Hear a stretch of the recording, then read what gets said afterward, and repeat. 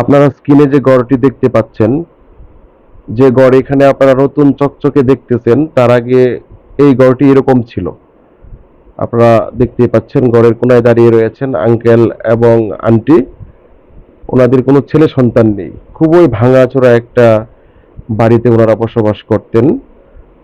তারপরে আমার একজন প্রিয় ভাই, ভালোবাসার ভাই, ওনার কাছে আমি বিস্তারিত খুলে বলি এবং এই ঘরের সম্পূর্ণ টাকা আমার প্রিয় ভাই ডোনেট করেন এবং ঘরের কাজ আমরা শুরু করি। ঘরের কাজ আপনারা দেখতেই পাচ্ছেন প্রায় শেষ পর্যায়ে, এবং এই ঘরটি এখন বর্তমানে সম্পূর্ণ কমপ্লিট।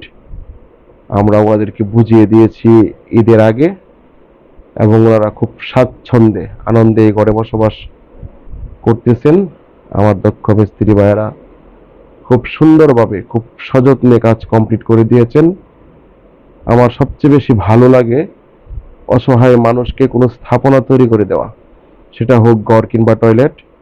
আমি অসংখ্য ধন্যবাদ জানাই আমার প্রিয় ভাইকে, যে বড় ভাই ওনাদের দুঃখ দুর্দশার কথা দেখে এবং ভেবে চিন্তা করে এই ঘরটি ওনাদেরকে করে দিয়েছেন। উনি টাকা দিয়েছেন, দায়িত্ব নিয়ে আমি করে দিয়েছি। সবাই দোয়া করবেন, আমাদের পাশে থাকবেন যেন এরকম ভালো কাজ আমরা করতে পারি।